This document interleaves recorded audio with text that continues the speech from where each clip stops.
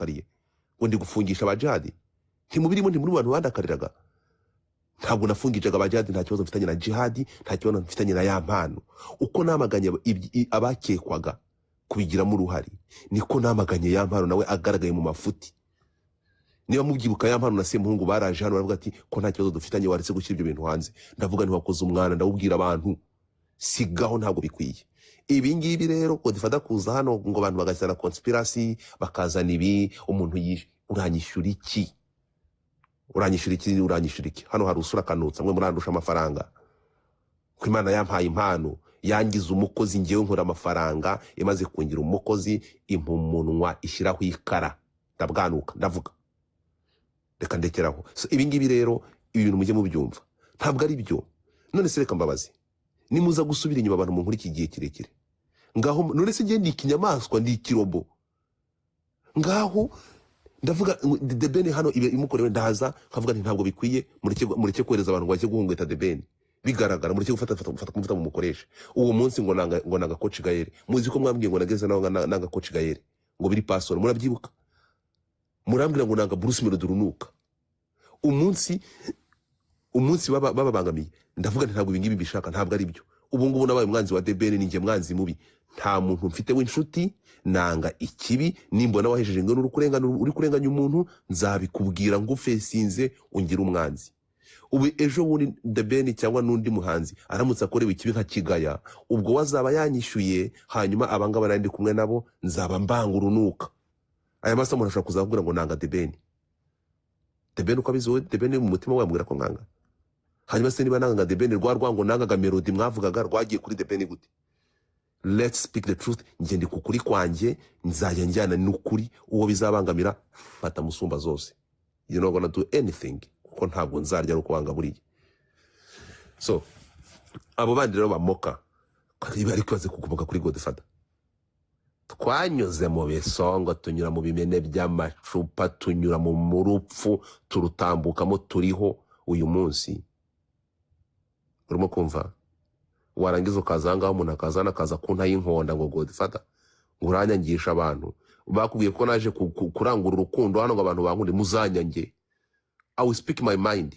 nibya nzajya nzanivugisha hano abakunda ukuri bazaza abatagukunda bazatumuke bagenda haromba nahamagaye hano muhobagire mugende so niko kuri ntabwo mvuga ukuri kugira ngo abantu imbaga ikumve mvuga ukuri kuko ariko kundimo niko nahisemo kubikora kandi nabikoze nziko nzahura n'ingaruka zabyo kwanga karengane iyo ugiye gupfukura ibyo abantu badashaka gushyira hanze of course ugira abanzi nahisemo kubagira abanzi rero muzakomeze mu abanzi banjye ariko ntacyo muzantwara umunsi w'ururema azumva ko bikwiye azaza ayore ubuzira tware ngende ngiye kubara mu gitaka nk'abandi ariko ntabwo uyu mubiri mfite nambaye nzi ko ejo uzabora nzawugira umucakara w'ibitekerezo by'undi kugira ngo nshime never ibyo ngibyo mu byibagirwe nzajyana n'ukuri n'umutima nama wanjye bibona bikwiye umutwaro nakwikorera ukandemerera nukuzanga nkagira umutima nama nkumva ko nagambaniye umuntu nkumva ko nakoze ikintu kibi mbamenya n'umutima nama wanjye sinasinzira sinanaza nanga ngo mvuga amagambo mve mu kanwa turi kumwe ariko se kambabazi bamwe bavuga ngo ndimo gufungisha aba jihadi muri hehe ko mutari kuvuga ko aya masaha ndi gufungisha aya mpano mwaretse ku nonese ni nanagwane hari comment hano va muri comment hano ya highlight goals ivuga ngo nyamara biravugwa ko ngo hari abantu babiri muri Europe bagukwishyuye ngo ufungishe ya mpano ese hari gusa reka nukambaza ubusa nawe kende yo hirya ndimo kubaza urukubaza ubusa nukambaza no sense bireke ibyo ngibyo no so ubwo ari kibazo ushobora kubaza no stop please you know I do respect you no yes. Ndagusabye ntongere ariko ndumva nyine barengera nyine nanjye abo barengera rero uwo mwanda singeneye kumva mu matwi ya wanje wo nkurikiranye igihe kirekire urabizi ko ibintu bidashoboka yeah I know hanyuma so wowe niwe muntu akabifata ko usunose singizo ukaziraza agashuka ashaka no kuzinsomera no ntago nzi agaciro this is why I'm here that's nonsense urimo kunyuka ndimo kuvuga ko murimo kurengana don't you bande uramfatanya nabandi ntongeye no kujya n'umuntu muzana ubande twe bande kwanza ni conversation uturayiva twebwe bande uramfatanya nabande ngiye mbana nande uyu riri Godfather. sinamumenyeye hano riri ngenda ndamuzi uraza Umva kumuza ngo Chérie. riri afite umwana kuko namuvugiye uyu munsi ejo akora umwana ndeke kuwuvuga kubera iki se Godfather. nsoza rero Nkubwira akantu kamwe. nawe ndashaka gutanga compliment ndaje ngo ijambo my brother Reka ngwe akantu kamwe. Ejo nanye nagiye muri Austin Mm. tugiye kwibuka. Nyuma tujya guhana babiteguye duhana ambasaderi. Hari umuvandimwe wari uhari tujya ku kabare kwa kundi ujya kuri bar. Njyaho njya kodaringa inzoga. Ibi umuvandimwe yakoze. Yarekuwe n'abantu nta nzoga atayifutse maze kuhagera yashyizeho akantu afuka inzoga ye. Ikintu bisobanuye amagambo abantu banye bavuga hano muri Dallas ngo ngewe ndi umuntu ufite utuzi twamunyuza so yahise aza akavaringa ikirahuri cye agishyiraho akanagapatawaraga aragipfuka abantu bahari baraseka. Ibyo yavugaga rero ngo abantu bararugaye kimwe ibyo mubwira ngo abantu batwikanga. Okay, mkoze cyane reka ngarukiye kuri ntuza kuri uyu mumama Nana reka nze nkubwire be who you are. Ngera kuri platform murabona iriya content uyu mwana nani akora making match iyi ngiyi nani ni induzi Box games. no iriya topic iyi topic yo gushaka yo guhereza abantu abakunzi making match iyi ngiyi nani bamwita undi mwana akaba Ririos. urakoze cyane nasubize ko ari njye wayite sizuzwa nayikoraga hano nsuko naje nyikora Yeah. nakoraga mark matching narabikoraga abantu bahuza abantu bagakundana bakaryoherwa biryoshye niho ntekereza ko ariko noneho nana ahangaha yumva ijambo bwangati nyirabutisiga ryaramubabaje urumva ijambo nyirabutisiga navuga ati ni gute ngo dufata umuntu akamwita nyirabutisiga umwana w'umukobwa w'umunyarwanda noneho urumva kuko uranagira ntakigira umusatsi ku mutwe urafite umutwe umeze nk'akabano ngira ikinyarwanda cya kera kiri ikinyarwanda cya kera nana uragiye nkoresha ikinyarwanda cya kera no magambo yanjye bamwumva aremereye ngiye nkoresha ikinyarwanda cya kera ndi mukuru mu kinyarwanda ngiye ubu bigeze mu kinyarwanda rega ngiye bigeze mu kinyarwanda ndakasa mutwe ngiye ikinyarwanda ndakizi nzi nakabishywe n'uturemangingo mu kinyarwanda burari ikinyarwanda navuga ntimucyumve ibyo ntibisaba imyaka rero bisaba ko wumva ikintu tugaruke gato nana ngera abantu baramwe mu ikintu cya mbere ugomba kubanza gukora no gukora timu yawe ndavuga nti timu igenze ite tukagira abantu bawe ubwo barazanye baravuga ati naragiye kukurwanya ati dore narakurwanije birapfuye ntashaka ko ari umuntu bakamurera uraza kuza birebire ndababwira nti ngo difata nanjye gukontorora ururimi rwanjye byarananiye nanjye njya nibana munini ubwo nzabakoramo timu mbashe kubayora mbashyire ku mutwe mukuri bya mu izina ryanjye murakicwa n'uburoro mwese mugomba kuba banjye ariko mutanyitiriwe amu influencer amu blogger ntabwo ndahanga kugira ngo timu mwese muri abanjye so naraje hano narifite audience naje mfite audience yiriga izina rirakora bura ndakasa mutwe ndakubwiza ukuri nana ijambo nyirabutisiga ryaramubangamiye riramunika urumva riramunika aravuga ati ntabwo nshobora kubyihanganira aravuga ati uwo Godfather ni gatiki bati ni Godfather wakasa mutwe nyura kuri pano ye nyuze kuri pano ye niba naramuhaye manigani niba naramuhaye ibiki noneho abantu bati Godfather nana niba yarabikoze abishaka niba ataranzi ntabwo mbizi ko none se ngo Godfather muri kuvuga cyane ni muntu ki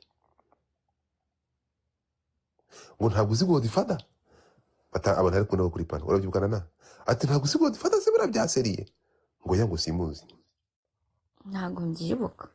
ndabyibuka ndangije ndandika ndamubwira mureke iminsi zamumbwira ntabwo wibuka iminsi zamumbwira mpita nkutama. Ehe. Ndamubwira nti mumureke niba atanze iminsi zamubwira sinaje nje Godfather mpitamo kugenda n'amaguru agenda njyenyine, that is me. Ibi bintu rero bimpereza abanzi benshi cyane, kuko nta kuba muri ubu buzima turimo ntabwo ushobora kubaho without team uriho ngo ufate side, ntabwo bikunda. Side uruhande nafashe ni rumwe, urunguru rugo rurikira kuko nta deba igomba kuba kuri byo, ni ukurwanya izi nyangarwanda n'aba bantu bashaka gusenya igihugu. Ahangaha ho ngomba guheza inguni ngafata n'inguni, nkanga iyi ideology ya tribalisme n'urwango. Ahangaha ho mfata uruhande, ntabwo njya mba netere kabisa, mbumuheza nguni nkavuga nti dusigeho, ntabwo dushaka kongera kubona amateka yisubiramo ukundi, cyangwa abana bavuga uyu munsi bongera kwisanga mu icura burindi. Ahangaha nafashe uruhande kandi sinshobora kuruvaho. Aduyi azakubitwa accordingly. Niba aba bantu bajya kuri intekereza ko iyi ni impamvu yumvikana, kandi impamvu nafashe nahejeje inguni kuri iki kintu naragisobanuye. Aba bantu banga u Rwanda ntabwo banenga, barasenya. Bagira amagambo asenya, bagira amagambo akomeretsa, bagira amagambo ashaka gucanga abantu bacakubiri. Niyo mpamvu nafashe uruhande. Iyo baza kuba ari abantu banenga bakavuga ati ibingibi urabona habaho imiruka akampa fact, navuga ngo twicare tuganire ngoye fact z'ibyo mbona. Ariko kuko nzi ko batanenga ahubwo basenya, nahejeje inguni nafashe uruhande nzaba facinga mu kubabwira ibyo bakora n'ibitari byo. Ahanga nafashe uruhande, ariko mu buzima bwa buri munsi Godfather sinshobora gufata uruhande. Tujye muri icyo bizero n'ibingibi ubona abantu bazangurutse bagaheza inguni. No, habaho umukara n'umweru, ikibi ni ikibi, ikiza ni ikiza. Nukora ikiza nzagushimira, nukora ikibi nzakunenga, ntitaye kuri friendship mfitanye nawe, ntitaye ku nyungu zindi wangirira. Niyo nabwiye kugira ngo ukore ibi bintu nkora, ugomba kuba utakirya ku mutandiko, ugomba kuba utakigura amakarazini ya mu kadobo, ugomba kuba udafite account imwe ya banki, ugomba kuba ufite saving yawe basabiriza, udatamikwa. Mwabantu mwe nimuza gusubira inyuma ukareba, dufatire urugero ko ariko dufite abantu, ariko namwe n'abantu munkurikiye mubabare, ntabwo ngiye gutuka umuruse n'uvuga izina, ariko muri bifantome. Uziko umuntu azana agaturagurika akavuga ikintu, abantu bakagenda nk'ibirobo nk'ibiwerewere bagakurikira. Nabahera urugero kuri Isaga imaze iminsi. Godfather nanditse ibirego 7 bitwara muri ribo ngo ngiye ibirego 7 ngibi fungisha umuntu, ku buryo umuntu abantu bashaka kujya ngo Godfather yafungishije umuntu. Muri kumva icyo kintu ngo Godfather ngo amaze abantu bafungisha. Mwanyanga Rwanda mwe, urumva atari ugufata ubuyobozi mukagaragaza ko ubuyobozi budashoboye n'inzego zari zidashoboye bagendera ku mabwire yo kuri social media. You're so fucking stupid. Ibyo ngibyo rero ni ibintu mudashobora gufata umwanya ngo murebe. Tugaruke gatoya, nta na rimwe n'iri na rimwe nzafata uruhande mbona ruri mu mafuti ngo ndujye inyuma kugira ngo abantu babone ko ndi kuri urwo ruhande. No, nzaguma ndi umwe njyenyine, uretse kuza no mu kabwanuka mu gatura buri kamwana ntwara iki. What you gonna do? Even if you can do something, I will die with n'umutima nama wanjye kubyo nakoze ibyo nemera. Turi kumwe? Nta muntu. Godfather naravuze ngo umunsi nzafata akanwa kanjye kakirwa kabwanuka hano nkagakoresha nahejeje inguni, mfite izindi nyungu zitari zo kurengera umuntu victime cyangwa zo kugaragaza amafuta umuntu yakoze, Imana izafata ururimi iruhuze n'igisenge cy'akanwa, sinzongere kuvuga ukundi. Uwo ngo niwe Godfather. Naza nkabeshya abantu hano, naza nkigira mwiza, ariko ntabwo nabeshya umutima nama wanjye n'Imana yanjye. Imana imunsi izabona ko ndi gufata umuntu nkarenganya umuntu, kagambirira kugira umuntu nabi, izafata ururimi rwanjye rugobe, sinzongere kuvuga ukundi. Naho abantu rero nana baragiye ibingibi uve kuri umuntu buri toto. Abantu baragiye baravuga ati twakoze iperereza turabireba, bajya muri ambasade gutanga raporo ngo ngiye ngo mfite Pegasus. You know what is Pegasus? Hagira umuntu ujya kuri Google yandike Pegasus arebe. Pegasus ni application, ni application igura $1 million. Amareta akoresha yumviza amatelefone y'abantu. Ngo mfite ngo Pegasus ngo naguriwe ngo